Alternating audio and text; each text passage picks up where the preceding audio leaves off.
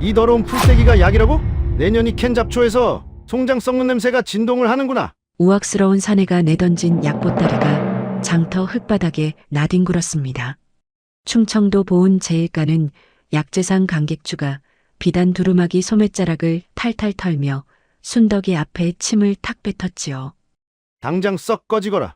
재수없게 쓰리. 거지년 따위가 약초를 운운하느냐? 순덕은 흙바닥에 나뒹군 약초를 두 손으로 긁어 모으며 입술을 꽉 깨물었습니다. 어느 날 산속 버려진 절터에서 떠마신 그 신묘한 약수, 그리고 돌아가신 시어머니께서 남기신 볼품없이 깨진 약탕기 하나가 훗날 조선 팔도를 뒤흔들게 되었지요.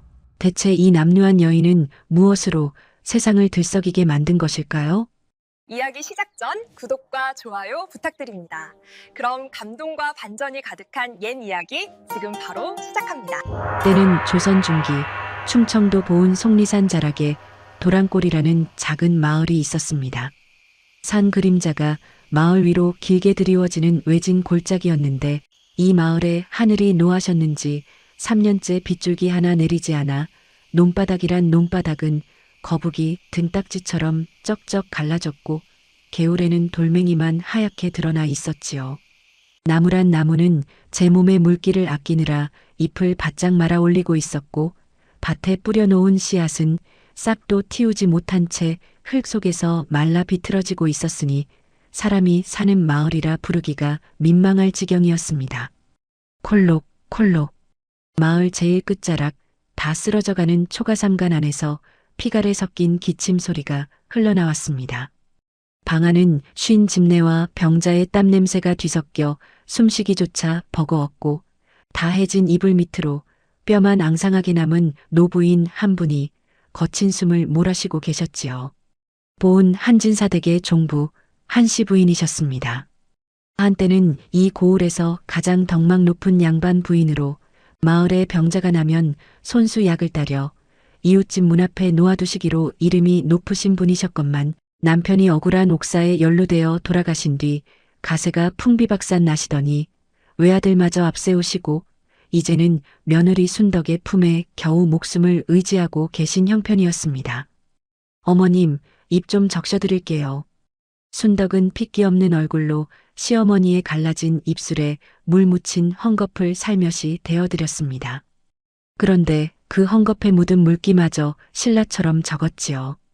마을 우물이 바닥을 보인 지가 벌써 보름째, 물 한 바가지가 금덩어리보다 귀한 세상에 촉촉한 헝겊 한 장이 어디 흔하겠습니까?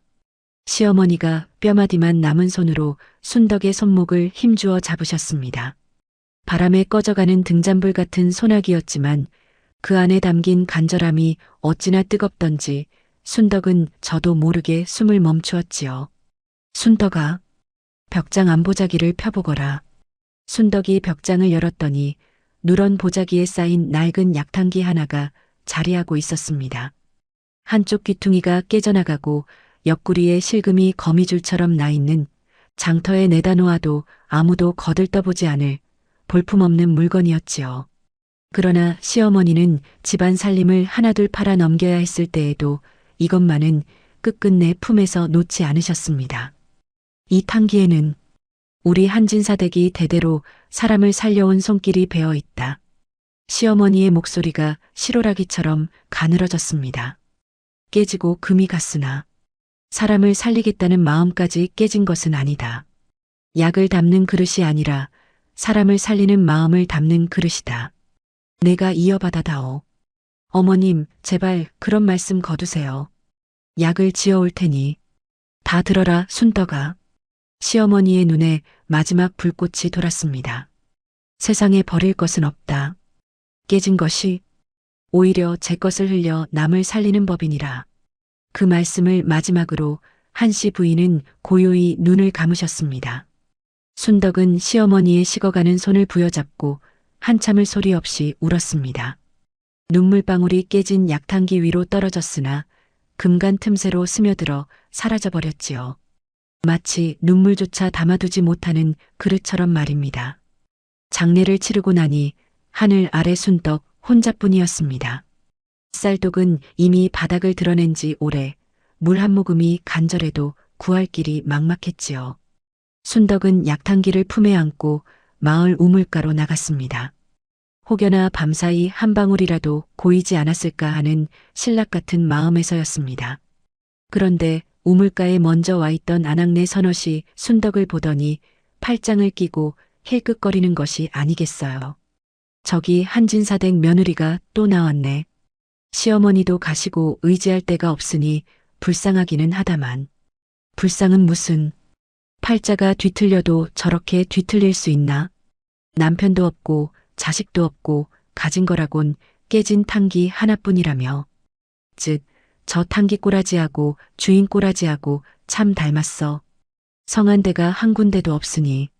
비수 같은 말들이 등짝을 후려치듯 쏟아졌지만 순덕은 고개를 숙인 채 이를 악물었습니다. 주먹 안에 손톱이 파고들어 손바닥에 핏자국이 맺혔지요. 지금 이 순간 울어봤자 그 눈물이 우물에 떨어져 물이 되는 것도 아니고 아낙네들의 입을 막아주는 것도 아니었으니까요. 당장 한 모금의 물이, 한 줌의 약이 내일을 살아갈 이유가 필요했습니다. 순덕은 문득 고개를 들어 속리산 깊은 곳을 바라보았습니다. 마을 사람 그 누구도 가지 않는 곳, 100년도 더 전에 불에 타서 허물어진 폐사지 절터가 있다는 골짜기 말입니다. 시어머니께서 생전에 하셨던 말씀이 귓가에 아른거렸지요. 그 절터 석축 깊은 데에 천년을 두고 마르지 않는 약수가 솟는다는 이야기가 전해 내려온다더구나.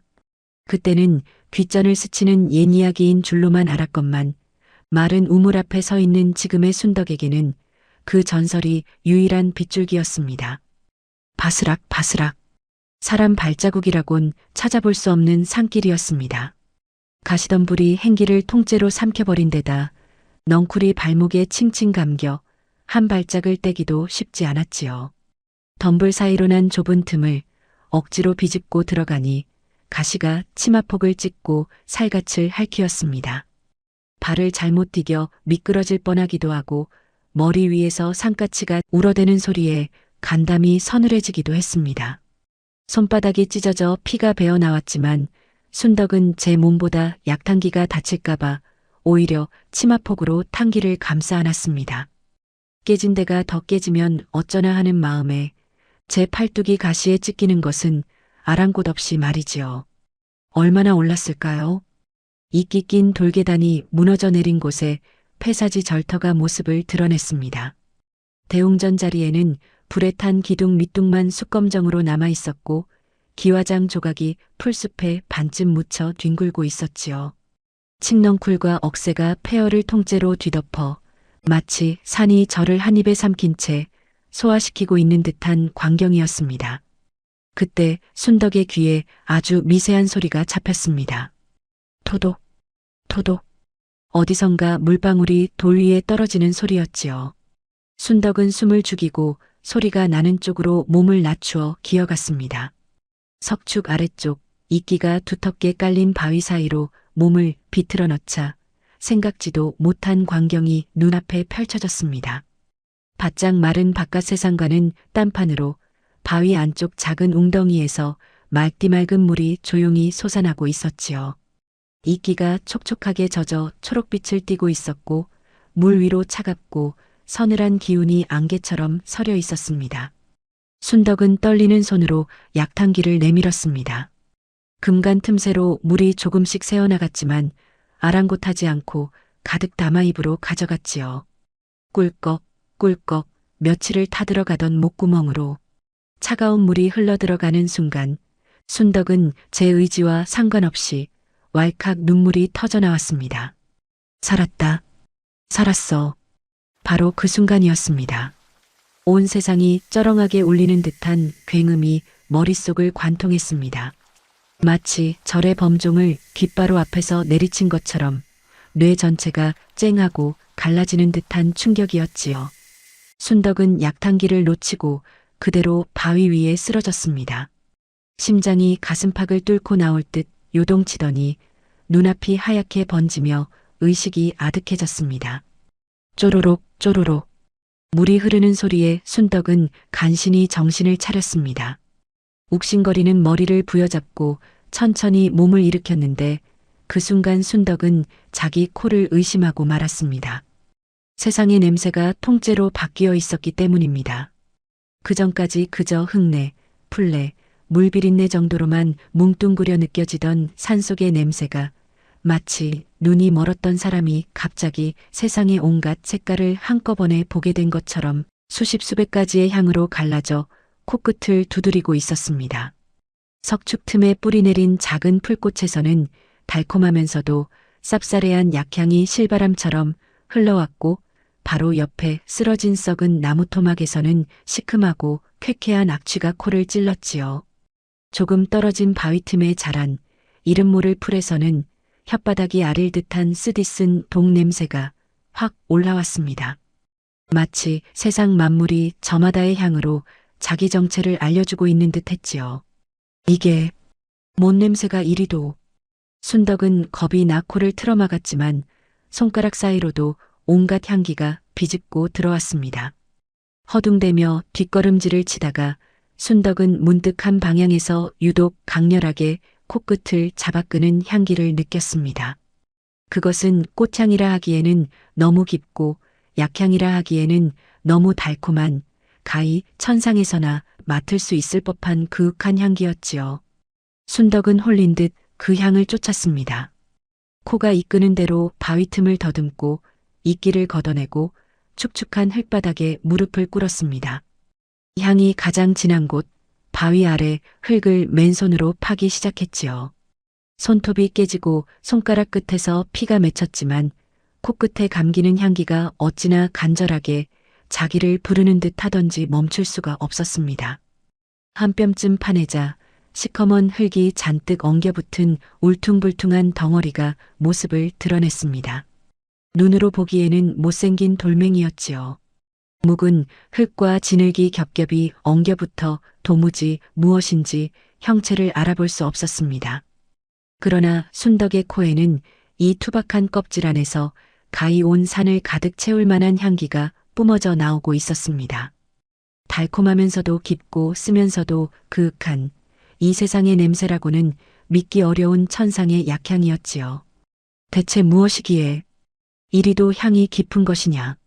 순덕은 흙을 털어내지도 못한 채 그 덩어리를 조심스레 깨진 약탕기 안에 담았습니다. 그러자 신기한 일이 벌어졌지요. 코끝을 압도하던 천상의 향기가 탕기 안으로 스며들듯 부드럽게 가라앉으며 은은한 잔향만이 감돌았습니다.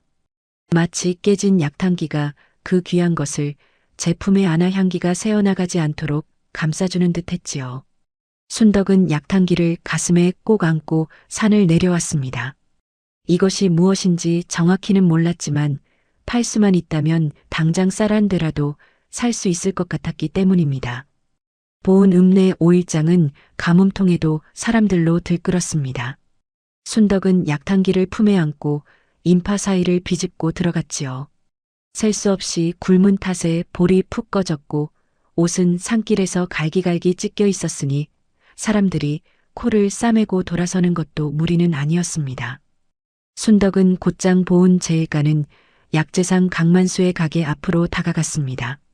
강객주는 기름칠한 상투에 남색 비단 두루마기를 걸치고 손님들 앞에서 곰방대 연기를 뿜으며 거드름을 부리고 있었지요. 어르신, 잠깐만 봐주십시오. 산에서 가져온 것인데 향이 예사롭지 않습니다. 순덕이 약탕기 안에 덩어리를 내밀었지만 시커먼 흙이 범벅된 그것은 세상 어느 눈으로 보아도 길바닥의 돌멩이와 다를 바가 없었습니다. 강객주는 곰방대를 빼물고 코웃음을 쳤지요. 이것이 약재라고? 약방 문턱에도 가본 적 없는 것이 냄새를 우누네? 약재가 뭔지 알기나 하고 가져왔느냐? 강객주가 손짓을 하자 점원 하나가 소금 바가지를 집어 순덕에게 확 뿌렸습니다. 굳은 것을 쫓아낸다는 뜻이었지요. 소금 알갱이가 눈가를 때려 따가웠지만 순덕은 약탕기를 두 팔로 감싸 안은 채 뒷걸음질을 쳤습니다. 그 순간 순덕의 코에 강객주의 가게 안쪽에서 풍겨나오는 어떤 냄새가 확 치밀어 올랐습니다. 그것은 겉으로 번지르르하게 진열된 약재들 사이에서 새어나오는 쉰내, 시큼하면서도 퀴퀴한 속 빈 냄새였지요. 순덕은 직감적으로 느꼈습니다. 저 약재들 중 상당수가 제 기운을 다한 껍데기에 불과하다는 것을. 그러나 그 사실을 입 밖에 내어봤자 지금의 순덕에게는 증명할 길이 없었습니다. 쯧쯧 깨진 탕기에 돌멩이를 담아와서 약이라 우기다니. 불쌍한 건 알겠는데 미쳐도 저렇게 미칠 수 있나? 구경꾼들의 비웃음 소리가 장터를 쩌렁쩌렁 메웠습니다.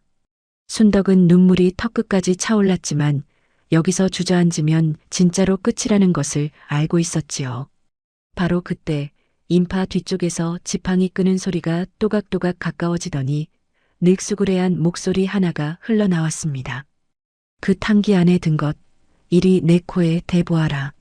순덕이 고개를 돌리니 삼배 도포에 집신을 걸친 허름한 노인 하나가 지팡이를 짚고 서 있었습니다. 턱수염이 가슴팍까지 허옇게 내려와 있고 등에는 약초와 잡동사니가 주렁주렁 매달린 낡은 보따리를 지고 있었지요. 어디서든 마주칠 수 있는 보잘것없는 떠돌이 약장수 행색이었지만 순덕의 코에는 이 노인에게서 묘한 향기가 풍기고 있었습니다.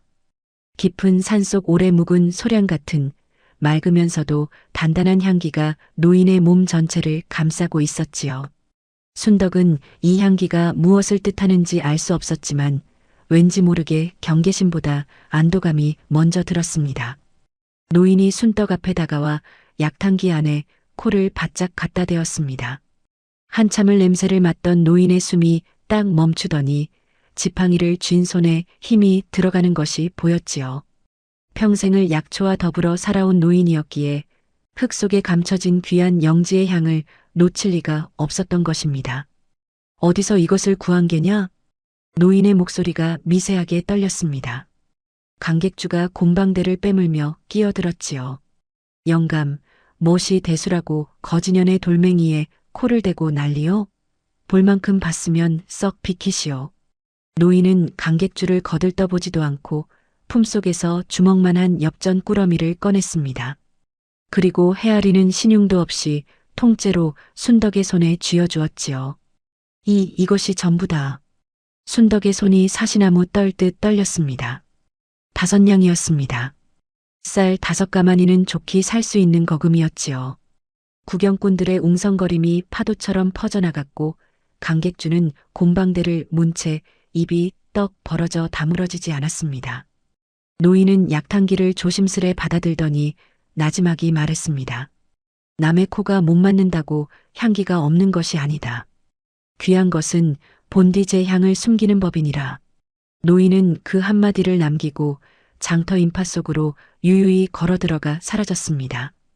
순덕은 멍하니 손에 쥐어진 엽전의 무게를 느끼며 서 있었지요. 차갑던 쇠가 손바닥의 체온을 빨아들이며 서서히 따뜻해지는 것이 느껴졌습니다. 순덕은 정신을 차리고 곡물전으로 달려가 하얀 쌀과 소고기 한 근을 샀습니다. 보따리를 안고 집으로 향하는 발걸음이 세상에서 가장 가벼웠지요. 그런데 순덕은 모르고 있었습니다.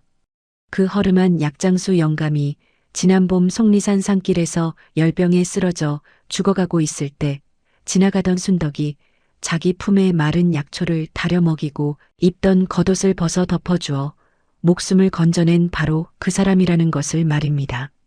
이름도 얼굴도 모른 채 떠나버린 은인을 찾아 노인이 몇 달째 이 마을 근처를 배회하고 있었다는 것을 말이지요.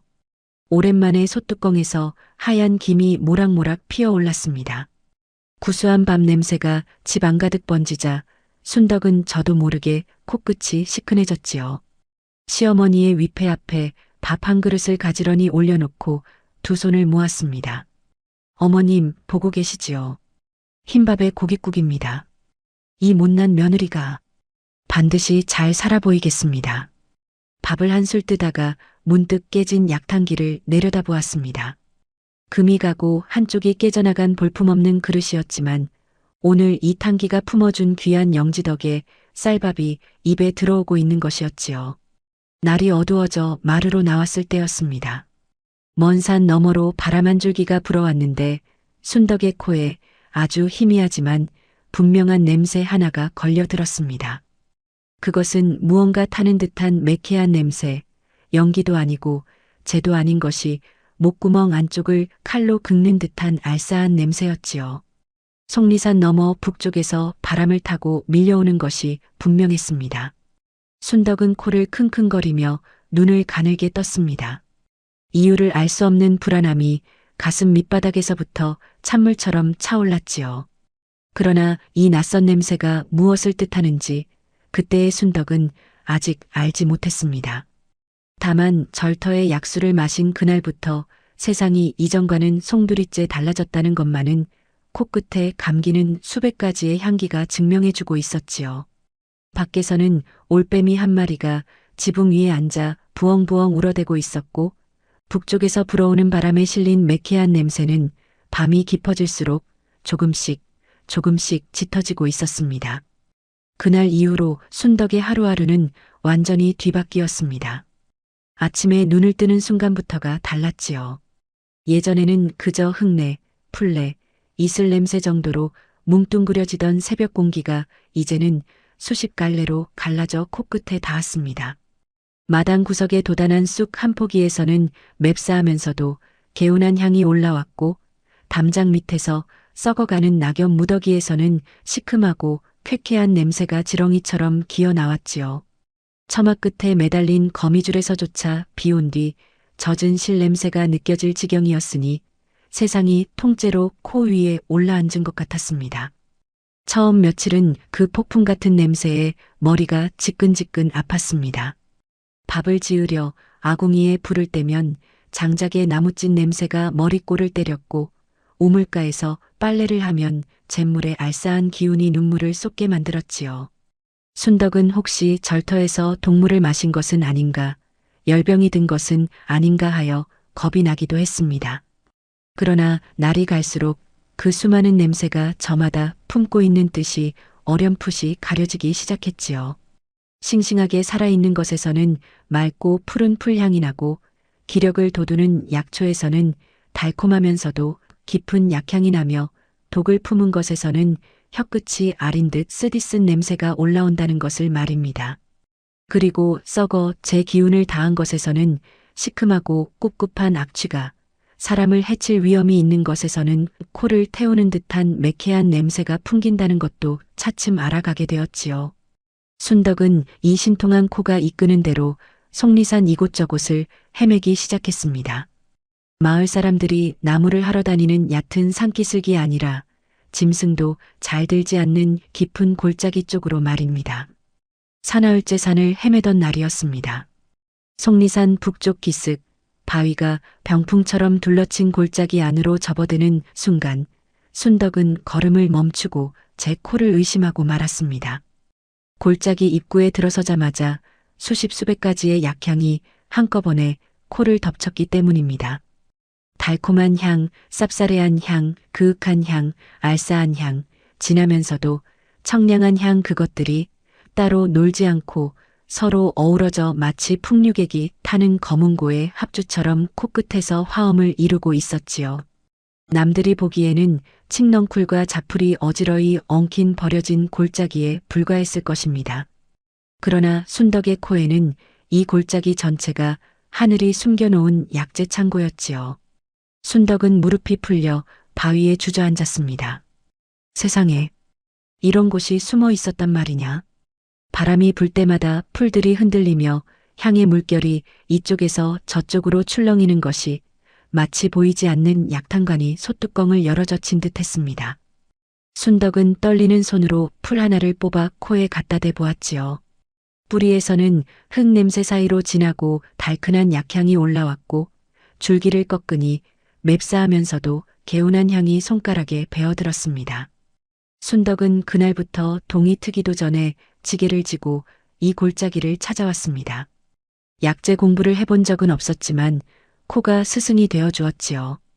달콤하면서도 깊은 향이 나는 것은 사람의 기력을 돋우는 약초이고 맵싸하면서 시원한 향이 나는 것은 열을 식혀주는 약초이며 쓰면서도 개운한 뒷맛이 코에 남는 것은 뱃속을 다스리는 약초라는 것을 하나하나 익혀 나갔습니다.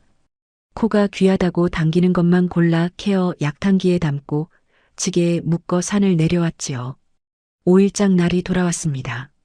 순덕은 케어온 약초를 보자기에 곱게 싸서 장터 한쪽 구석에 자리를 깔았습니다.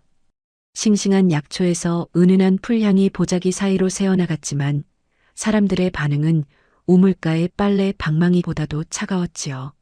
저것 봐, 한진사댁 과부 며느리가 또 약 판다고 나왔어. 누가 저 약을 사 먹겠다고? 약재 근본 지식도 없는 거지년이 산에서 풀떼기를 뽑아왔으면 그게 약이야 독이야? 감별을 누가 해줬다고 함부로 사람 입에 넣으란 말이야. 그러게 말이야. 약이란 게 아무나 주워 파는 물건이 아닌걸. 의원 나으리가 진맥을 하고 약재상에서 대를 이어 눈을 길러온 사람이 산지며 연근을 가려 감별의 약이로줘 사람 입에 넣는 게 아니더냐. 약방 문턱에도 가본 적 없는 것이 장터에 나와 앉았으니 사줄 사람이 어디 있겠어. 그도 그럴 것이 조선시대의 약재라 함은 함부로 손대는 물건이 아니었습니다. 의원이 맥을 짚고 대를 이어온 약재상이 눈으로 보고 손으로 만지고 코로 맡아 10번을 가려 한 번 내놓는 것이 약재 장사의 도리였지요. 그런데 아무런 수업도 없이 행색마저 거지와 다름없는 과부 여인이 시장통에 풀떼기를 펼쳐놓고 앉았으니 돈을 내고 살 사람이 있을 리가 만무했습니다. 해가 중천을 넘어 서산으로 기울도록 순덕의 보자기 앞에는 파리 한 마리 얼씬하지 않았습니다. 오히려 골목을 뛰어다니던 아이들이 장난삼아 보자기를 발로 걷어차며 냄새나 꺼져 하고 달아나는 통에 약초가 흙바닥에 나뒹굴기까지 했지요. 순덕은 하나하나 흙을 털어주어 담으며 이를 악물었습니다. 흙 묻은 약초를 보자기에 다시 싸고 있을 때였습니다. 장터 맞은편 강객주의 약재상 앞에서 손님들이 줄을 서 있는 것이 눈에 들어왔지요. 강객주는 번들거리는 곰방대를 한 손에 들고 다른 손으로는 인삼뿌리를 높이 치켜들며 목청을 돋우고 있었습니다. 자, 개성에서 들여온 6년근 인삼이요. 뿌리며 잔뿌리까지 탄탄한 1등품. 이것 한 뿌리면 기력이 없어 벌벌 떨던 어른도 며칠 안에 거뜬하게 산길을 다니실 것이오. 사람들이 아오 하며 감탄 소리를 내고 앞다투어 돈주머니를 열었습니다. 보기에도 실해 보이는 인삼뿌리가 비단 보자기 위에 가지런히 놓여 있었으니 탐이 나는 것이 당연했지요. 그런데 순덕이 그 앞을 지나치는 순간 코끝에 이상한 냄새가 확 치밀어 올랐습니다. 그것은 겉으로 풍기는 인삼향이 아니었습니다. 그 달콤한 향 밑바닥에 시큼하면서도 쾌쾌한 쉰내가 숨어 있었지요. 마치 잘 익은 과일의 껍질만 멀쩡하고 속은 이미 문드러져 진물이 흐르고 있는 것과 같은 겉과 속이 딴판인 냄새였습니다.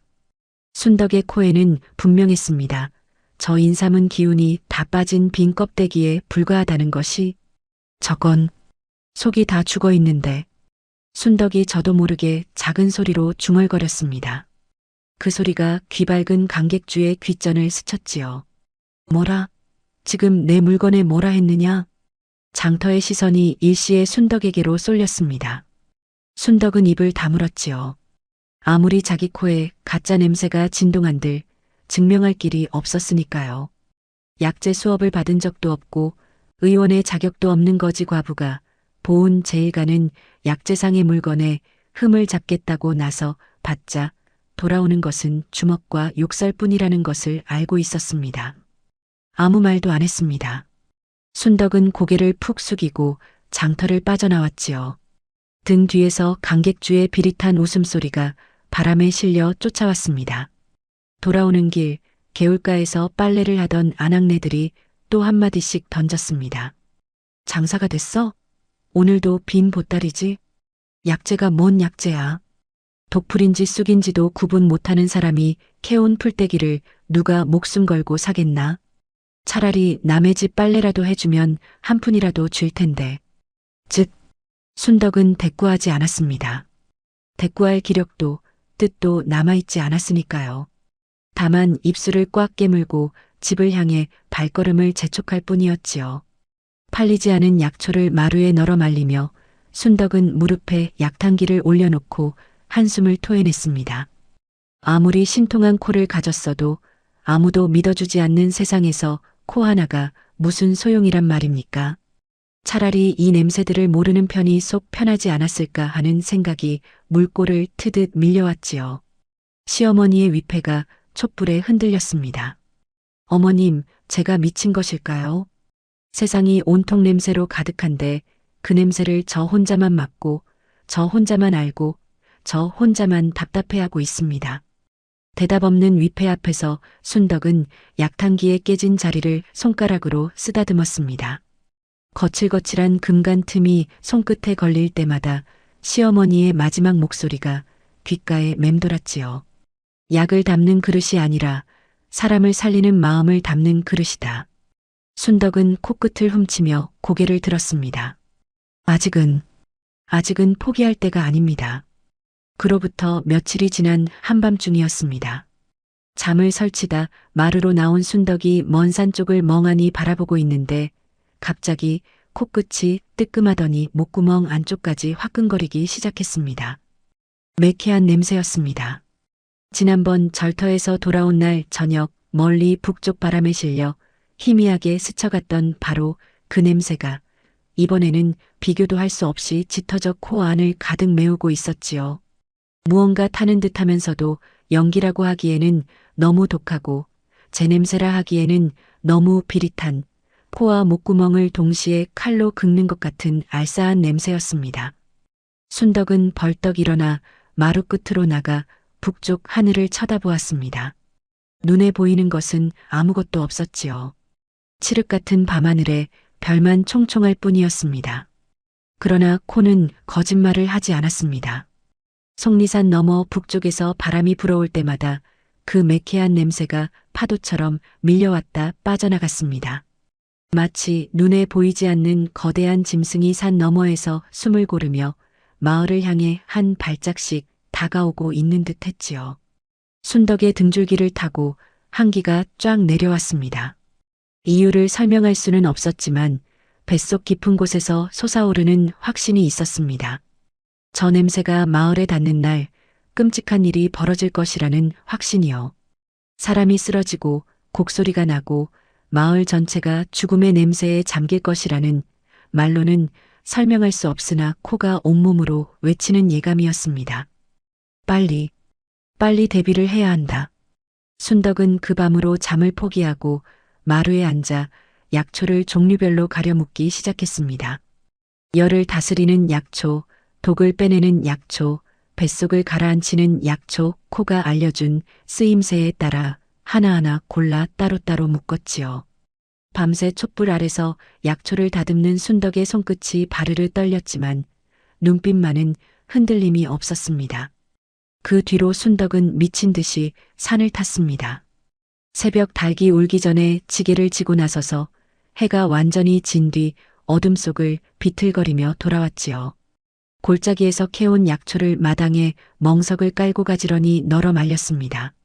하루, 이틀, 사흘 마당의 약초 무더기는 날마다 커져갔지요. 멍석 하나가 모자라 또 한 장을 깔았고 처마 및 장대에도 약초 다발을 빼곡히 매달았습니다. 약향이 담장 너머로 풍겨나가 마을 어귀까지 번졌지요. 처음에는 고개를 갸우뚱하며 지나가던 마을 사람들의 시선이 날이 갈수록 의심과 비난으로 바뀌어 갔습니다. 세상에 저 마당 좀 봐. 자풀밭이 따로 없구먼. 미쳤어. 확실히 미쳤어.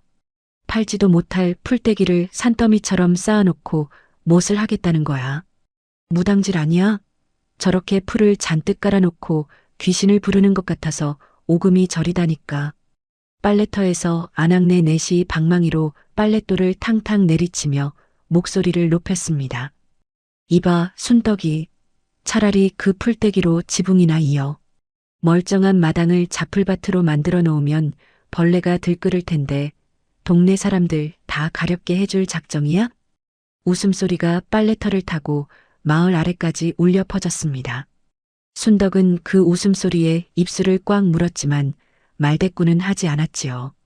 아무리 설명해봤자 미친 여자가 헛것을 맞는다는 소리만 돌아올 뿐이라는 것을 이미 알고 있었으니까요. 마을 이장 덕수까지 찾아왔습니다. 부채를 접었다 폈다 하며 온화한 미소를 띠고 있었지만 눈빛 어딘가에 계산이 깔려 있는 듯 했지요. 순덕아, 마을 사람들이 여간 걱정이 아니야. 꼭 주술이라도 부리는 것 같다는 소리가 나와서 말이야. 이장님, 조만간 큰 병이 마을을 덮칠 것입니다. 북쪽에서 불어오는 바람 냄새가 심상치 않습니다. 이 약초를 미리 준비해 놓지 않으면 큰일이 납니다. 바람 냄새라니. 점쟁이도 아닌 것이 코로 재앙을 안다는 법이 어디 있어? 허허, 순덕아. 사람들 입방아에 오르내리면 좋을 것 없으니 자중해. 이장은 고개를 절레절레 흔들며 돌아갔습니다.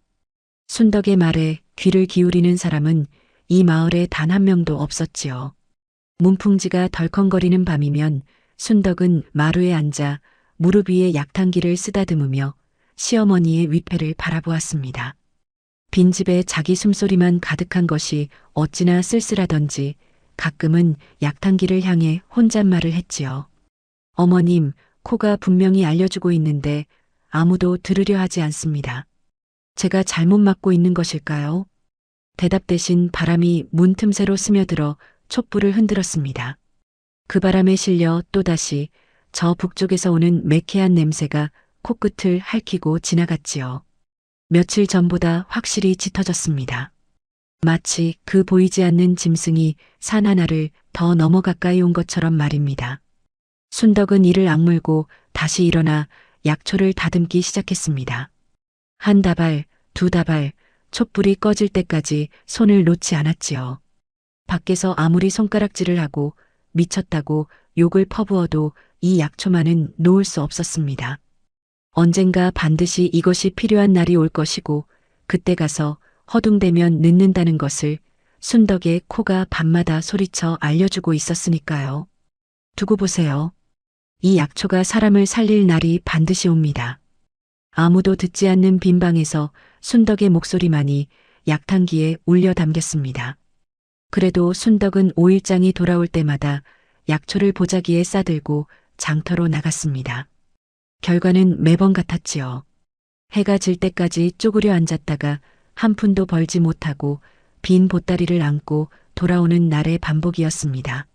그러던 어느 장날, 늦은 오후에 장을 접고 돌아가려던 순덕의 코에 익숙한 냄새가 확 치고 들어왔습니다. 강객주의 약재상 쪽에서 흘러오는 달짝지근한 인삼향 아래 숨어있는 쉰내속이 빈 가짜의 냄새 말입니다. 그런데 오늘은 그 쉰내 사이로 한 가지 냄새가 더 섞여들었지요. 강객주의 가게 안쪽 창고 방향에서 코를 옥죄는 듯한 곰팡이 냄새가 벽 틈새를 타고 스멀스멀 기어 나오고 있었습니다. 그것은 단순히 오래된 약재에 묵은 내가 아니었습니다. 습기 먹은 것이 썩어들면서 독을 품기 시작한 위험의 냄새였지요. 순덕은 걸음을 멈추고 강객주의 가게를 바라보았습니다. 가게 앞에 가지런히 진열된 약재들은 겉보기에 반듯하고 깨끗했지만 순덕의 코는 그 번지르르한 겉모습 아래 숨겨진 곰팡이, 냄새와 쉰내와 독한 기운을 또렷하게 가려내고 있었습니다. 저 창고 안에 대체 무엇이 있기에? 순덕의 입에서 낮은 중얼거림이 새어나왔지만 순덕은 고개를 돌리고 발걸음을 옮겼습니다. 힘없는 과부가 보은 제일가는 거상의 창고를 의심해봤자 할 수 있는 일이 아무것도 없었으니까요. 다만 가슴 한구석에 묵직한 돌멩이 하나가 놓인 듯한 불안함을 안고 집으로 돌아왔지요. 그로부터 보름이 흘렀습니다. 안개가 채 거치지 않은 이른 새벽 마을 어귀의 느티나무 아래에서 비명소리가 찢어질 듯 터져 나왔습니다. 아이고, 사람 살려. 우리 아버지가 피를 쏟고 쓰러지셨어. 잠결에 그 소리를 들은 순덕이 맨발로 대문을 박차고 뛰어나갔습니다. 느티나무 아래에 이웃집 최시댁 노인이 입에서 시커먼 피를 한 줄기 흘리며 쓰러져 있었지요. 얼굴은 흑빛으로 변해 있었고 눈동자의 초점은 이미 풀려가고 있었습니다. 아들이 아버지의 어깨를 흔들며 울부짖고 있었지만 노인의 몸은 축 늘어져 꼼짝도 하지 않았습니다. 순덕은 쓰러진 노인 곁에 무릎을 꿇었습니다. 그리고 코를 노인 쪽으로 가까이 가져간 순간 온몸에 소름이 돋으며 심장이 쿵 하고 내려앉았지요. 노인의 몸에서 코를 태우는 듯한 매캐한 냄새가 뿜어져 나오고 있었습니다. 그것은 밤마다 북쪽 바람에 실려 희미하게 풍기던 바로 그 냄새였습니다. 멀리서 어렴풋이 흘러오던 그 재앙의 기운이 마침내 산을 넘고 마을 담장을 넘어 사람의 몸 안에 파고들어 뿌리를 내린 것이었지요. 순덕은 천천히 고개를 돌려 마을 전체를 둘러보았습니다. 아직 해가 뜨지 않아 마을은 잿빛 어둠에 잠겨 있었지만 순덕의 코에는 마을 곳곳에서 그 매캐한 냄새가 모락모락 피어오르는 것이 느껴졌습니다. 이 집 대문 틈새에서 저 집 굴뚝 아래에서 아이들이 뛰어노는 골목 공기 사이에서 보이지 않는 죽음이 숨을 고르며 웅크리고 있었지요. 순덕의 다리가 후들거렸습니다. 그러나 동시에 가슴 깊은 곳에서 뜨거운 것이 치밀어 올라오고 있었지요. 그것은 공포이면서 동시에 결기였습니다. 순덕은 집으로 돌아가 마당에 쌓아둔 약초 무더기를 바라보았습니다. 아무도 거들떠보지 않는 세월 동안 미쳤다는 욕을 먹으며 혼자서 캐어 모은 약초들이었습니다. 이 풀떼기가 미친 여자의 헛짓거리가 아니라 사람의 목숨을 살릴 보물이었다는 것을 마을 사람들은 아직 모르고 있었지요. 순덕은 깨진 약탕기를 품에 안고 나지막이 그러나 또렷하게 말했습니다. 어머님, 드디어 왔습니다. 이 코가, 이 약초가, 이 탕기가 필요한 날이. 저 멀리서 또 한 번 비명소리가 들려왔습니다. 역병의 첫 발톱이 마을을 핥히기 시작한 것이었지요. 순덕의 외로운 싸움은 이제 진짜로 시작되려 하고 있었습니다. 어느 날 오후 순덕이 마당에서 약초를 다듬고 있는데 대문 밖에서 말발굽 소리가 둥둥 울렸습니다. 우악스러운 산의 서넷이 우르르 마당으로 들어서더니 그 뒤를 따라 남색 비단 두루마기에 은장식 곰방대를 빼문 사내가 느릿느릿 걸어 들어왔지요. 강객주 강만수였습니다. 순덕이 자리에서 일어서는 순간 코끝에 강객주의 냄새가 확 밀려들었지요. 기름때와 쇳내가 뒤범벅된 탁한 냄새에 분노의 열기까지 겹쳐 숨쉬기가 괴로울 지경이었습니다. 강객주가 마당에 가지런히 널린 약초 무더기를 훑어보며 입을 열었지요. 내년이 산속 어딘가에서 약초를 잔뜩 캐어오고 있다 하더구나. 그 골짜기가 어디냐? 여기저기 산을 돌아다니며 조금씩 캐는 것뿐입니다. 거짓말을 해. 이 양이 여기저기 조금씩 캔 것으로 보이느냐? 강객주가 품에서 엽전 꾸러미를 꺼내 마루 위에 툭 던졌습니다. 꾸러미가 풀리며 엽전이 와르르 쏟아졌지요. 백냥이다. 골짜기 위치를 대면 고스란히 내 것이다. 찢어지게 가난한 과부에게 백냥은 상상조차 하기 어려운 거금이었습니다. 그러나 순덕은 고개를 저었지요. 그 약초는 아픈 사람들을 살리라고 하늘이 숨겨둔 것입니다. 누구 한 사람의 주머니를 채우라고 있는 것이 아닙니다. 순간 강객주의 능글맞은 미소가 싹 걷히며 차갑고 서늘한 살기가 드러났습니다. 순덕의 코에 기름때와 쇳내 위로 쇠를 달구는 대장간 같은 분노의 열기가 겹쳐졌지요. 좋은 말로 할 때 듣지 않고 이 집을 뒤져라. 왈패들이 집안을 뒤집어 놓았습니다. 솥단지가 굴러 넘어지고 장독이 깨졌지만 골짜기 위치를 적어둔 것은 애초에 존재하지 않았지요. 순덕의 코만이 기억하는 것이었으니까요. 없어? 없다면 태워버려라. 내가 못 가지면 아무도 못 가지는 법이다. 왈패가 아궁이에서 장작을 꺼내 초가지붕에 내던졌습니다. 바짝 마른 짚이 불을 만나자 순식간에 화르르 타올랐지요. 순덕의 코에 타는 집 냄새, 그을리는 흙병 냄새가 들이닥쳤습니다. 그것은 단순한 화재의 냄새가 아니었지요. 남편과 함께 살던 기억이, 시어머니의 체온이, 가문의 마지막 자존심이 연기와 함께 하늘로 흩어지는 냄새였습니다. 순덕은 불길 속에서 치마폭으로 코를 막고 더듬거리며 시어머니의 위패를 찾았지요. 손끝에 나무 모서리가 잡히는 순간 머리 위에서 석가래가 우지끈 내려앉기 시작했습니다. 위패를 품에 쑤셔넣고 불타는 문지방을 넘어 마당으로 굴러나온 직후 쿠르릉 소리와 함께 지붕이 무너져 내렸지요. 강객주가 어둠 속으로 사라진 뒤 잿더미 앞에 남은 것은 그을음 묻은 위패 하나와 깨진 약탕기 하나뿐이었습니다. 마을 사람들은 멀찍이 서서 지켜보고만 있었지요. 집집마다 대문을 걸어 잠그고 모르는 척하기에 바빴습니다. 그때 어둠 속에서 마을 이장 덕수가 다가왔지요. 순덕아, 여기 이러고 있으면 얼어 죽어. 일단 내 집 사랑방으로 가자. 순덕은 습관처럼 코를 킁킁거려 보았습니다.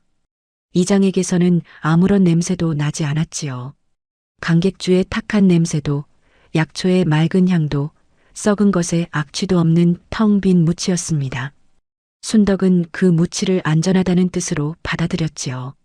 사실은 코가 경고를 보내고 있었는지도 모릅니다. 아무 냄새도 느껴지지 않는다는 것은 상대가 제 속을 완벽하게 감추고 있다는 뜻일 수도 있었으니까요. 그러나 모든 것을 잃고 혼자 남겨진 순덕에게 이장이 내미는 따뜻한 손은 그 어떤 향기보다 달콤하게 느껴졌습니다. 이장이 내미는 보리죽을 들이켜자 이 악물고 버텨오던 긴장이 한꺼번에 무너지며 눈물이 왈칵 쏟아졌습니다. 순덕아, 강객주란 자가 보통 내기가 아닐세. 내가 끝까지 숨기면 다음번에는 정말로 목숨을 가져갈 걸세. 나를 믿어보게. 내가 중간에서 흥정을 해주겠네. 위치만 알려주면 약재 일부는 내 몫으로 남기고 나머지를 넘기는 조건으로 협상할 테야. 순덕은 이장의 얼굴을 올려다보았습니다. 코끝을 다시 세워보았지만 여전히 아무 냄새도 나지 않았지요. 이장님은 평생 마을을 위해 힘써온 분이다. 나를 해칠 이유가 없다. 절박한 마음이 스스로 그렇게 해석해버렸습니다. 알겠습니다. 이장님만 믿겠습니다. 순덕은 떨리는 목소리로 골짜기의 위치를 말해버렸지요. 이장의 눈이 찰나번뜩였지만 고개를 숙이고 흐느끼는 순덕은 그 순간을 보지 못했습니다. 새소리에 눈을 뜬 순덕은 이상한 기운을 느꼈습니다. 집안이 너무 조용했지요. 안채문을 열어보니 방 안은 텅 비어 있었습니다. 옷가지며 세간살이가 송두리째 사라지고 바닥에는 급히 챙기다 흘린 엽전 몇 입만 덩그러니 남아 있었지요. 대문 밖 아낙네들의 수군거림이 새어들어왔습니다. 이장이 야반도주를 했다며? 순덕이가 알고 있는 약초밭 위치를 은서른 양의 강객주에게 넘기고 밤새 도망쳤다나 봐. 순덕의 머릿속이 새하얗게 변했습니다. 비틀거리며 이장이 앉아있던 아랫목 자리에 무릎을 꿇고 바닥에 코를 가까이 대는 순간 순덕은 제 뺨을 잇는 힘껏 후려쳤지요. 이장이 앉았던 그 자리에서 비릿하면서도 시큼한 쉰내가 희미하게 남아배어 있었기 때문입니다. 거짓말과 배신이 남기고 간 찌꺼기 냄새였지요. 어젯밤에는 분명히 아무것도 맞지 못했습니다. 코가 멀쩡했는데도 절박함이 코를 틀어막아 버린 것이었습니다. 믿고 싶은 마음이, 의지하고 싶은 마음이, 향기도 악취도 다 지워버리고 텅 빈 무치로 만들어버렸던 것이지요. 순덕은 비틀거리며 자기 집이 있던 자리로 걸어갔습니다. 까맣게 타버린 기둥 밑둥과 재만 수북이 쌓여 있었지요. 품에는 그을음 묻은 위패와 깨진 약탕기만이 남아 있었습니다. 착하게 살면 복을 받는다 하셨습니다. 그런데 왜 이렇습니까, 어머님? 힘이 없으면 착한 마음도 지킬 수가 없고 하늘이 준 코도 절박함 앞에서는 무용지물이었습니다. 밖에서는 강객주의 수하들이 속리산 쪽으로 말을 모는 소리가 둥둥 울려 퍼지고 있었지요. 순덕이 입으로 알려준 골짜기를 향해 달려가고 있는 것이 분명했습니다. 그러나 모든 것을 잃고 나니 기이하게도 코가 다시 살아나기 시작했습니다. 절박함이라는 먹구름이 거치자 잿더미 속 타다 남은 약초줄기의 희미한 잔향이 코끝에 닿았지요. 너무나 미약했지만 확실히 거기 있었습니다. 순덕은 피가 통하지 않을 만큼 힘을 주어 약탕기를 안아주었습니다. 이대로 끝날 수는 없다. 이 코가 다시 살아난 이상 반드시 다시 일어서겠다. 잿더미 위로 아침바람이 불었습니다. 재를 들추고 나온 약초 줄기의 마지막 향기가 순덕의 코끝에서 가늘게 떨리고 있었습니다. 모든 것을 잃은 뒤로 며칠이 흘렀습니다. 순덕은 불탄 집터 근처 느티나무 밑에 거적대기 하나를 깔고 밤을 보내며 낮에는 장터 뒷골목을 어슬렁거리며 먹을 것을 구했지요. 양반가 며느리였던 여인이 거짓골로 장터 바닥을 기웃거리는 셈이었으니 체면이고 자존심이고 남아있을 리 만무했습니다. 남은 것이라곤 품에 안은 깨진 약탕기 하나와 치마 안쪽에 감춰둔 시어머니의 위패뿐이었지요. 사흘째 아무것도 먹지 못한 날이었습니다. 속이 쓰려 눈앞이 아른거리는데 장터 뒷골목 쓰레기 더미 옆을 지나다가 순덕의 코가 기이한 냄새를 포착했습니다. 약재상들이 내다버린 약초 찌꺼기가 수북이 쌓여 있었지요. 곰팡이가 하얗게 피어 줄기는 물컹하게 무르익고 뿌리는 검게 사가 있었습니다. 지나가는 사람마다 코를 틀어막고 발걸음을 재촉했지요. 그런데 순덕의 코에는 그 역겨운 썩은 내 밑바닥에서 전혀 다른 향기가 꿈틀거리고 있는 것이 느껴졌습니다. 죽음과 삶의 경계에서 피어나는 깊고 그윽한 약향이었지요.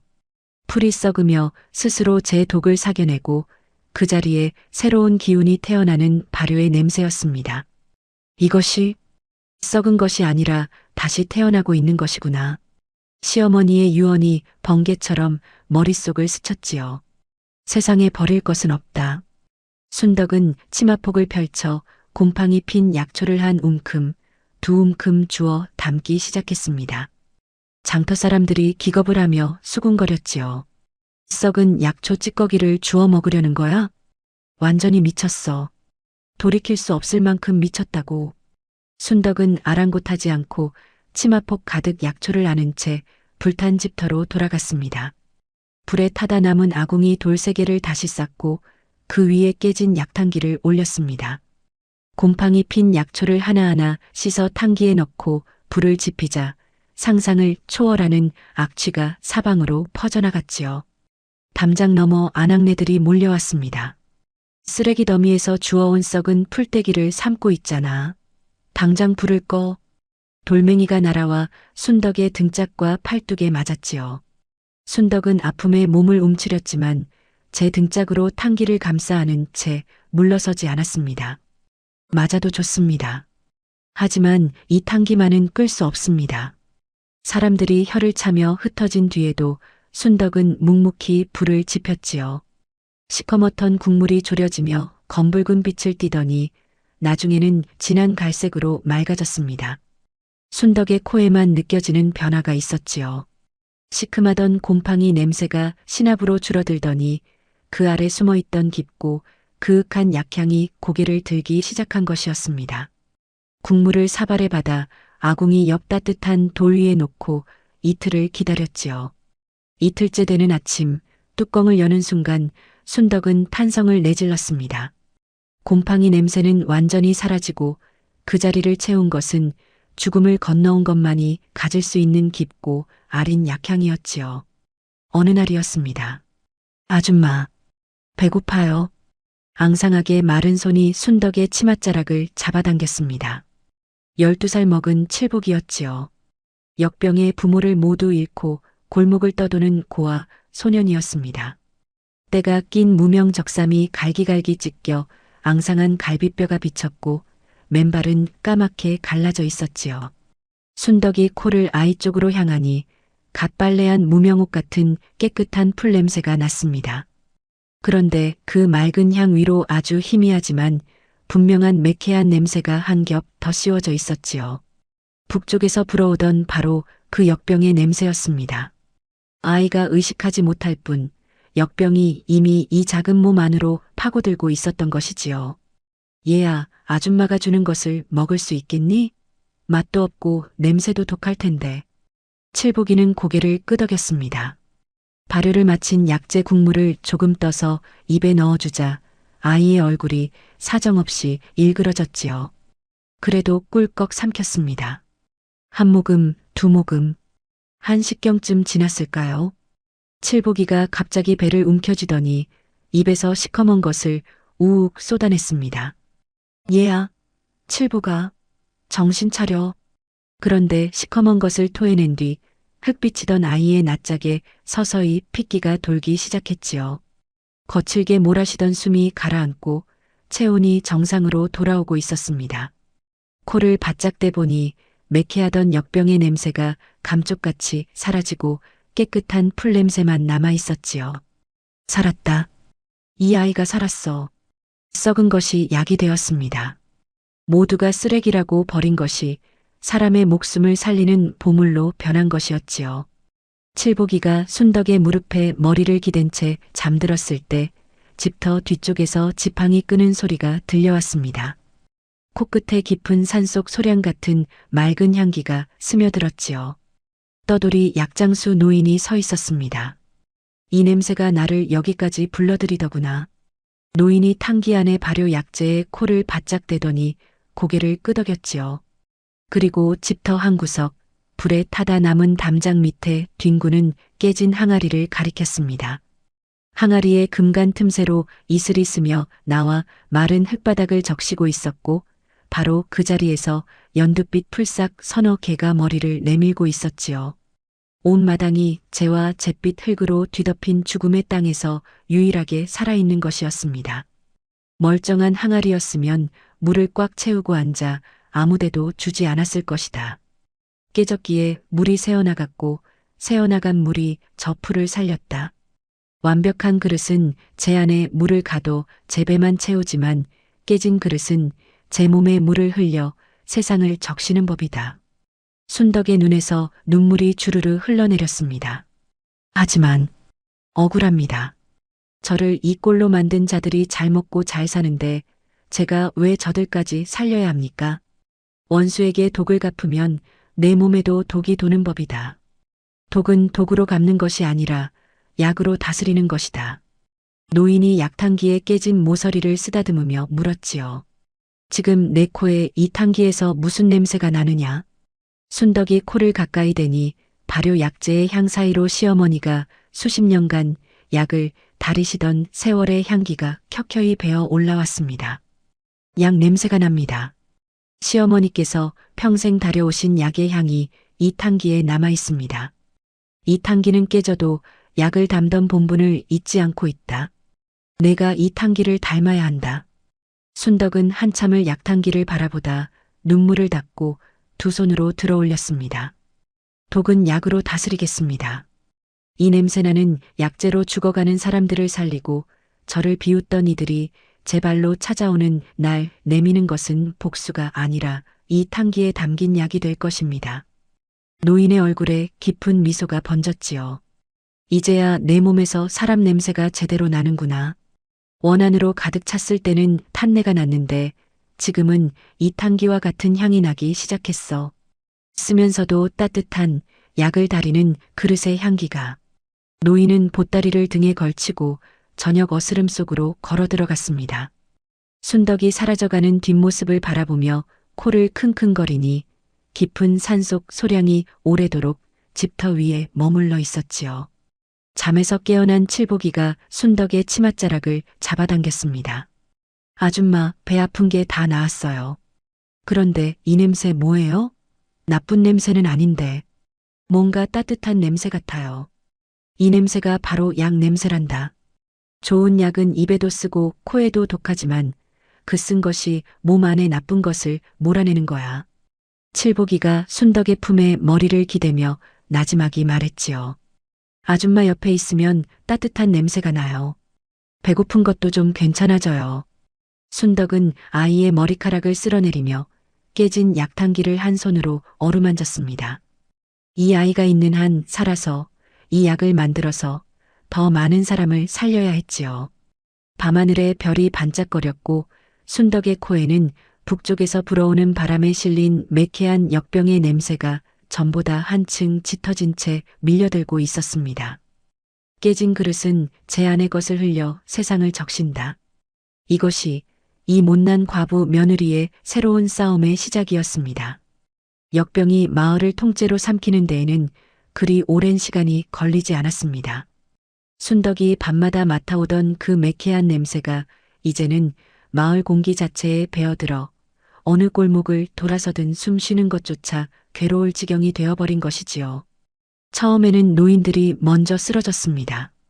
사흘이 지나자 장정들까지 맥없이 무너졌고 집집마다 대문에 흰 천을 내걸기 시작했지요. 날마다 곡소리가 끊이지 않았고 개울가에서 빨래 방망이 소리를 내던 아낙네들의 모습은 자취를 감추었습니다. 가장 먼저 움직인 것은 강객주였지요. 약재상 앞에 만병통치 특효약이라는 깃발을 내걸고 가격을 10배로 올려 한 첩에 10량을 받기 시작한 것입니다. 식구가 죽어가는 마당에 돈이 아까울 리 없었지요. 사람들은 논밭을 팔고 소를 팔고 혼수 비녀까지 팔아서 약재를 사갔습니다. 그러나 순덕의 코에는 강객주가 파는 약재의 정체가 너무나 또렷하게 잡히고 있었지요. 겉에서 풍기는 그럴싸한 약향을 한 겹만 벗기면 그 밑에서 올라오는 것은 곰팡이가 뿌리째 박힌 썩은 약재의 쾌쾌한 냄새, 그것을 감추려고 횟가루 물에 씻어낸 석회의 알싸한 독한 냄새가 겹겹이 엉겨붙어 있었습니다. 속이 다 죽어 약효는 한 톨도 남지 않은 데다 곰팡이 독과 횟가루 독이 고스란히 살아있는 약이 아니라 독이나 다름없는 물건이었지요. 강객주의 약을 먹은 사람들은 낫기는커녕 경기를 하거나 피를 더 쏟았고 그중 둘은 그날 밤 숨을 거두었습니다. 순덕은 날이 밝기 무섭게 불탄 집터에서 챙긴 큰 솥단지를 마을 우물가에 걸고 발효를 마친 약재를 풀어 넣어 불을 지폈습니다. 칠보기가 장작을 나르고 물을 길어 거들었지요. 솥에서 보글보글 끓어오르는 약재 국물에 쓰고 시큼한 냄새가 우물가에 확 퍼져나가자 제일 먼저 달려온 것은 코를 막은 아낙네들이었습니다. 이 냄새, 순덕이 내가 또 썩은 풀을 삶고 있구나. 당장 치워. 이 약이 역병을 고칩니다. 제가 먼저 마셔보이겠습니다. 순덕은 국물을 한 사발 떠 단숨에 들이켰지요. 쓰디쓴 맛에 얼굴이 일그러졌지만 꿀꺽 삼킨 뒤 입을 벌려 보이며 말했습니다. 보십시오. 멀쩡합니다. 그때 칠보기가 앞으로 나섰지요. 저고리를 걷어올린 아이가 또렷한 눈빛으로 말했습니다. 저 이거 먹고 나왔어요. 시커먼 게 다 나오고 열도 다 빠졌어요. 아줌마가 살려준 거예요.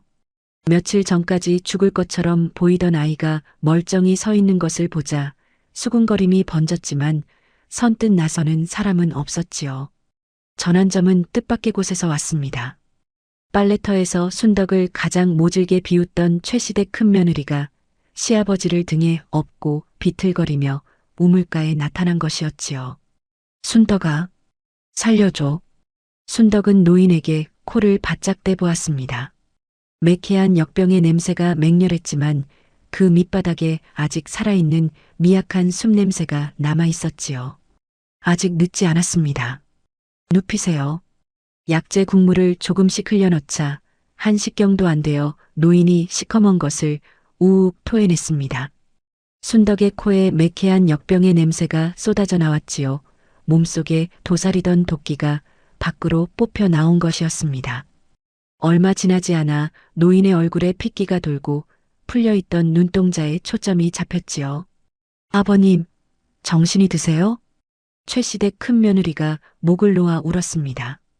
그 광경을 본 사람들의 입이 떡 벌어졌고 그날 오후부터 우물가에 줄이 서기 시작했지요. 약을 마신 사람마다 시커먼 도끼를 토해내고 기력을 되찾는 기적이 되풀이되자 소문은 들불처럼 번져나갔습니다. 강객주의 약을 먹으면 죽고 순덕의 약을 먹으면 산다, 이 소문이 퍼지자 강객주가 참지 못하고 직접 나섰습니다. 왈패 8불 이끌고 우물가에 나타난 강객주가 호통을 쳤지요. 순덕 2년, 무허가로 약을 팔아 민심을 어지럽혔다. 당장 그 솥을 치우지 못할까? 팔고 있지 않습니다. 나눠주고 있습니다. 닥쳐라. 솥을 엎어. 왈패 둘이 달려들자 최시댁 큰며느리가 벌떡 일어섰습니다. 손 못 대. 뒤이어 약을 먹고 살아난 사람들이 우르르 일어나 낙과 괭이와 빨래 방망이를 들었지요. 이 약 때문에 우리 시아버지가 살아났어. 솥에 손 떼면 가만두지 않겠다. 내 놈 약 먹고 우리 형이 죽었어. 내 놈 창고부터 열어봐라. 사람들이 강객주의 가게 쪽으로 밀려갔습니다. 창고 빗장이 부서지며 문이 열리는 순간 안에서 쏟아진 곰팡이 냄새에 모두가 코를 틀어막았지요. 하얀 곰팡이가 솜니불처럼 뒤덮인 약재 가마니 수십 개, 횟가루가 가득 든 물통, 그리고 썩은 약재를 씻어내는 나무틀이 낱낱이 드러났습니다. 이 곰팡이 핀 것을 씻어서 우리에게 판 거야? 내 열량 주고 산 약이 이 썩은 것이었단 말이냐? 분노의 함성이 장터를 뒤흔들었지만 강객주는 왈패에게 눈짓을 보냈고 한 놈이 재빠르게 마을 밖으로 내뺐지요. 얼마 지나지 않아 강객주가 매수한 사또가 군졸 20명을 이끌고 들이닥쳤습니다. 한진사댁 과부 순덕을 결박하라. 의원 자격 없이 약을 지어 민심을 어지럽히고 요사스러운 술법으로 백성을 현혹한 죄를 물을 것이다. 군졸들이 쇠창을 앞세우자 낙과 괭이를 든 마을 사람들도 감히 광군에 맞설 수는 없었지요. 하나둘 물러서는 사이로 군졸이 순덕의 양팔을 비틀어 결박했습니다. 약탕기가 바닥에 떨어졌고 칠보기가 빈 솥단지를 껴안고 울부짖었지요. 공터에 끌려 나온 순덕에게 사또가 주리를 틀었습니다. 뼈가 으스러지는 듯한 고통에 비명이 새어나왔지만 순덕은 고개를 들어 사또의 눈을 똑바로 바라보며 말했지요. 강객주의 창고를 보셨을 것입니다. 사람을 죽인 것은 제가 아니라 저 사내입니다. 건방지다. 곤장을 쳐라. 바로 그때였습니다. 또각 마을 어귀 쪽에서 지팡이 끄는 소리가 울려왔습니다. 그리고 순덕의 코에 오랜 벗처럼 익숙한 향기가 스며들었지요. 깊은 산속 천년 묵은 소나무에서 풍기는 듯한 맑으면서도 단단한 소량이었습니다. 인파를 가르고 걸어오는 사람은 삼배도포의 떠돌이 약장수 노인이었지요. 그런데 오늘은 허리가 곧게 펴져 있었고 눈빛이 칼날처럼 매서웠습니다. 노인이 공터 한복판에 서더니 품속에서 쇠로 된 패를 꺼내 높이 치켜들었습니다. 번쩍 마패였습니다. 암행어사 출두요. 그 한마디에 세상이 얼어붙었지요. 사또의 얼굴이 백지장이 되었고 강객주의 손에서 호피 부채가 떨어졌습니다. 보은 현감, 너는 뇌물을 받고 약재 독점을 묵인하였으며 독약을 풀어 백성의 목숨을 위태롭게 하였다. 강만수, 너는 곰팡이 핀 썩은 약재를 횟가루 물에 세탁하여 폭리를 취하고 방화와 협박으로 선량한 백성의 생업을 짓밟았다. 상감 마마의 밀명으로 그 죄상을 낱낱이 기록하였으니 목이 10개라도 모자랄 것이다. 군졸이 허겁지겁 순덕의 결박을 풀었습니다. 순덕은 바닥에 떨어진 약탕기를 집어들며 어사를 올려다보았지요. 코끝에 가득 차는 깊은 소량 장터에서 5냥을 쥐어주던 날 깨진 항아리 및 풀싹을 가리키며 깨진 그릇의 이치를 알려주던 저녁 사람 냄새가 제대로 나는구나 하고 바람처럼 사라지던 뒷모습이 한꺼번에 겹쳤습니다.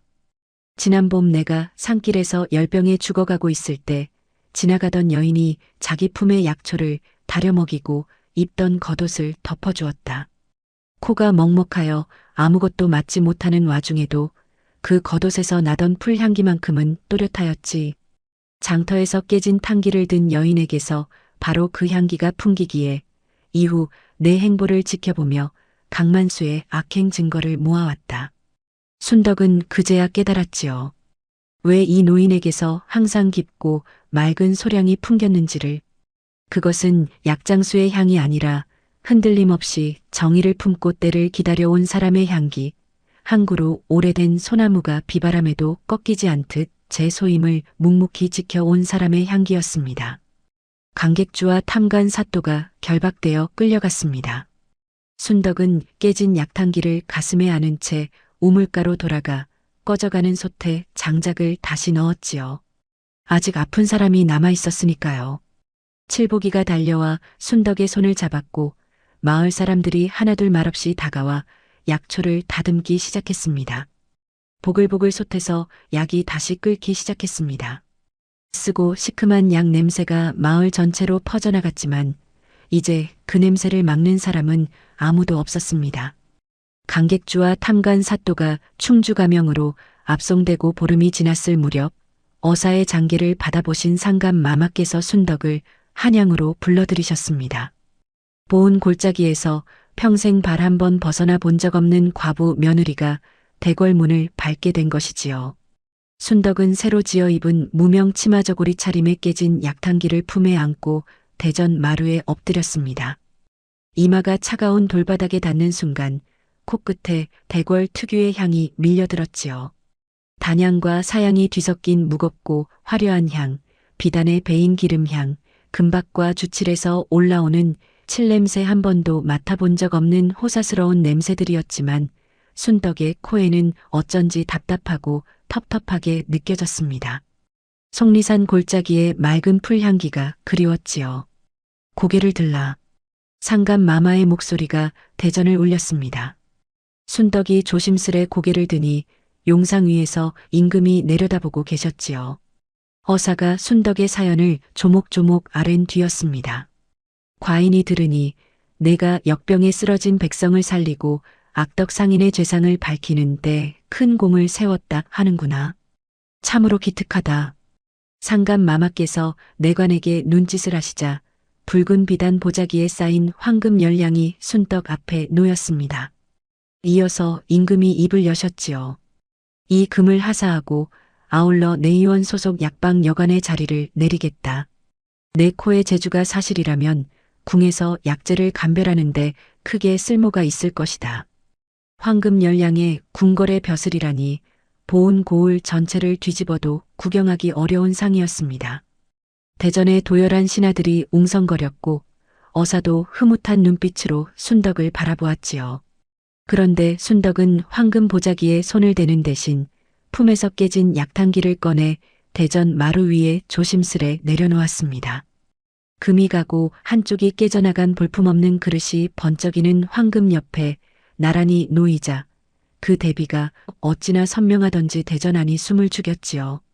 전하, 황송하오나 이 보잘것없는 며느리에게는 금도 벼슬도 과분합니다.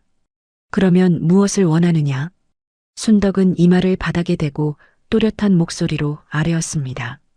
보은 고을의 백성들이 3년째 가뭄과 역병으로 죽어가고 있사옵니다.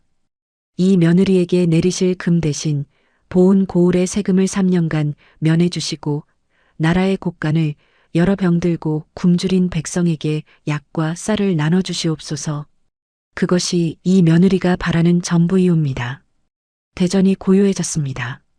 신하들이 서로 얼굴을 마주보았고 어사의 눈가가 촉촉해졌지요. 상감 마마께서 한참을 말없이 순덕을 내려다보시더니 용상에서 몸을 일으키셨습니다. 저 깨진 탕기가 이 자리에 어떤 황금보다 눈부시구나. 임금의 목소리에 깊은 감탄이 실려 있었지요. 순덕의 청을 윤허한다. 보은 고을의 전세를 3년간 면하고 내의원의 약재와 호조의 쌀을 내려보내 역병으로 고통받는 백성을 구하도록 하라. 이어서 임금이 깨진 약탕기를 가리키며 말씀하셨습니다. 저 탕기는 내 가문의 보물로 삼아라. 깨진 그릇이 제 것을 흘려 세상을 살렸으니 이보다 귀한 보물이 어디 있겠느냐. 순덕은 이마를 바닥에 대고 2번 절한 뒤 약탕기를 품에 안고 대전을 물러났습니다. 대궐 마당을 나서는 순덕의 코에 한양의 복잡한 향기들을 뚫고 먼 남쪽 속리산 쪽에서 바람 한 줄기가 불어왔지요. 그 바람에는 풀향기와 흙냄새와 장작불의 따뜻한 내음이 실려 있었습니다. 집 냄새였지요. 순덕이 보은으로 돌아오던 날 마을 어귀에 사람들이 줄지어 서 있었습니다. 순덕이 없는 사이 마을 사람들이 힘을 모아 불탄 집터 위에 새 초가를 올려놓은 것이지요. 석가래도 새 것이었고 지붕의 이영도 싱싱한 볏짚으로 엮어져 있었습니다. 대문 앞에는 최시댁 큰며느리가 밥상을 차려놓고 기다리고 있었지요. 순덕아, 집이다. 내 집이야. 우리가 지었어. 순덕은 새 대문 앞에 서서 한참을 말을 잇지 못했습니다. 코끝에 새 나무의 싱그러운 향이, 새 흙벽의 포근한 냄새가, 아궁이에서 피워 올린 장작불의 따뜻한 내음이 한꺼번에 밀려들었지요. 그 향기들이 뒤섞여 순덕의 코끝에서 하나의 이름으로 합쳐졌습니다. 집이라는 이름으로 말이지요. 칠복이가 달려와 순덕의 허리를 껴안았습니다. 아줌마, 이제 여기서 같이 사는 거예요? 순덕은 아이의 머리를 쓸어내리며 고개를 끄덕였지요. 그래, 칠복아. 오늘부터 내가 내 아들이다. 우리 둘이 가족이야. 칠복이의 눈에 눈물이 글썽거렸지만 입가에는 활짝 웃음꽃이 피어올랐습니다. 순덕은 아이의 손을 잡고 새집 마루에 올라 시어머니의 위패를 벽감에 모시고 깨진 약탕기를 그 옆에 나란히 놓았지요. 위패와 탕기 사이로 저녁 햇살이 비스듬히 들어와 금간 틈새를 따뜻하게 비추었습니다. 그로부터 며칠이 지난 어느 아침이었습니다. 순덕이 눈을 떠 마당으로 나서는데 문득 코가 텅 빈 것을 느꼈지요. 풀한 포기에서 올라오던 약향도, 바람에 실려오던 역병의 매캐한 냄새도, 사람의 진심과 거짓을 가려주던 온갖 향기도 하나도 느껴지지 않았습니다. 마치 절터의 약수를 마시기 전으로 돌아간 듯 코는 평범한 사람의 코가 되어 있었지요. 신통한 코가 소명을 다하고 떠나간 것이었습니다. 순덕은 마당에 서서 먼 산을 바라보았습니다. 속리산 봉우리 위로 아침 해가 떠오르고 있었지요. 놀랍게도 순덕의 마음에는 아쉬움 대신 평온함이 가득 차올랐습니다. 신통한 코가 사라진 자리에 전에는 미처 느끼지 못했던 냄새들이 채워지고 있었기 때문이지요. 부엌에서 보글보글 끓는 된장국의 구수한 냄새, 칠복이가 아궁이에 장작을 넣으며 피워 올리는 따뜻한 나무 냄새, 마당에 널어 말린 빨래에서 풍기는 깨끗한 잿물 냄새, 그리고 아줌마 밥 됐어요. 하고 달려오는 아이의 체온에서 나는 보드랍고 포근한 냄새, 그것은 신통한 향각이 아니라 평범한 코로만 맡을 수 있는 세상에서 가장 귀한 삶의 냄새들이었습니다. 순덕은 빙그레 웃으며 나지막이 중얼거렸지요. 이제야 세상이 제대로 맡아지는구나. 세월이 강물처럼 흘러 순덕의 머리카락에도 서리가 내리고 칠복이는 어엿한 청년으로 자라 마을에서 약방을 열었습니다. 어머니가 가르쳐준 발효 약재의 비법으로 아픈 이를 돌보는 의원이 된 것이지요. 순덕은 칠복이가 약을 다리는 것을 마루에 앉아 바라보며 깨진 약탕기를 무릎 위에 올려놓고 조용히 미소 짓곤 했습니다. 순덕이 세상을 떠난 날 마을 사람들은 마을 어기 느티나무 아래에 돌탑을 쌓고 그 꼭대기에 깨진 약탕기를 올려두었습니다. 깨진 약탕기 탑이라 이름 붙인 그 탑 앞에서 아픈 이가 두 손을 모으고 하소연을 하면 어디선가 바람도 아닌 것이 불어와 은은한 약향을 코끝에 남기고 사라졌다 합니다. 그 향을 맡은 사람은 마음이 가벼워지고 알턴대가 나았다는 이야기가 입에서 입으로 전해졌지요. 반면 강객주의 집터에서는 수십 년이 지나도 썩은 냄새가 가시지 않아 풀한 폭이 자라지 않았고 지나가는 사람마다 코를 막고 발걸음을 재촉했다 합니다. 잡초 무성한 폐허 위에 까마귀만 까옥까옥 울어대는 것이 하늘의 심판이 아니고 무엇이겠습니까? 여러분, 이것으로 보은 도란골 순덕이의 이야기가 모두 끝이 났습니다. 진정한 부자란 곳간을 채운 사람이 아니랍니다. 비록 깨진 약탕기 하나뿐이라도 그 안에 이웃을 향한 마음을 채울 줄 아는 사람이야말로 진짜 부자가 아니겠어요? 세상이 아무리 모질게 굴어도 깨진 그릇은 제 안의 것을 흘려 마른 세상을 적시는 법이니까요. 오늘 이야기가 마음에 드셨다면 구독과 좋아요 부탁드립니다. 다음에도 가슴 뭉클한 옛 이야기로 찾아뵙겠습니다. 그럼 다음 이야기에서 또 만나요.